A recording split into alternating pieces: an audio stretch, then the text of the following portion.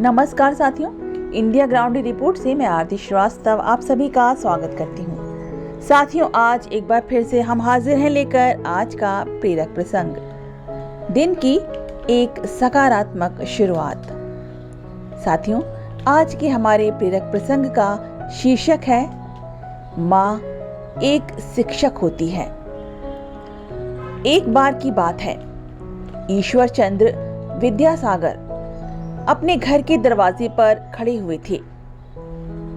एक भिखारी को देख रहे थे जो कि घरों घरों में जाकर भीख मांग रहा था। जब उन्होंने ये देखा तो उन्हें ये देखकर बहुत ही बुरा लगा। उस भिखारी पर उनको बहुत दया आ रही थी और वो दौड़ते हुए अपनी माँ के पास गए और माँ से कहा, माँ, मुझे उस भिखारी को कुछ देना है, कृपया मुझे कुछ दीजिए जिससे कि मैं उस भिखारी की मदद कर सकूं। माँ सोने के कंगन पहने हुई थी। उन्होंने अपने सोने के कंगन उतारकर उसको दे दिए और कहा, इसे बेचकर तुम जरूरतमंदों और भिखारियों की मदद करो। जब तुम बड़े हो जाओगे तब मुझे ऐसे ही सोने के कंगन बनवा देना। ईश्वर चंद्र विद्यासागर ने उन कंगन को बेचकर उस भिखारी और जरूरतमंदों की मदद की।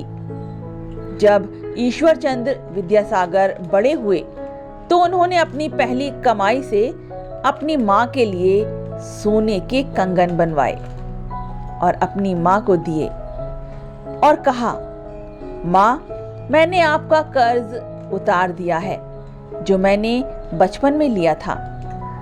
माँ ने कहा, बेटा, मेरा कर्ज तो तब उतरेगा जब किसी दूसरी जरूरतमंद की जरूरत के लिए मुझे ये कंगन नहीं देने होंगे।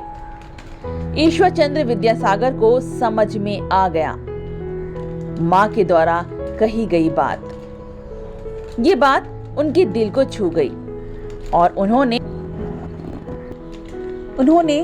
अपने जीवन में प्रण किया कि मैं हमेशा गरीब और जरूरतमंदों की मदद करूंगा।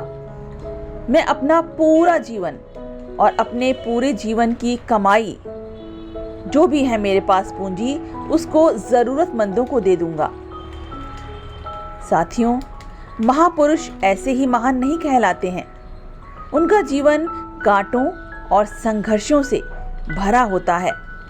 वो अपने जीवन में कई ऐसी परेशानियों को देखते हैं और उस पर विजय प्राप्त करते आते हैं जो आम इंसान के बस की बात नहीं होती। वो एक दिन में महापुरुष नहीं बनते हैं, उनका पूरा जीवन लग जाता है और जब वो महान बनते हैं तो वो दूसरों के प्रेरणा स्रोत बन जाते हैं। मैं ऐसे माँ और ऐसे महापुरुष को सादर प्रणाम करता हूँ।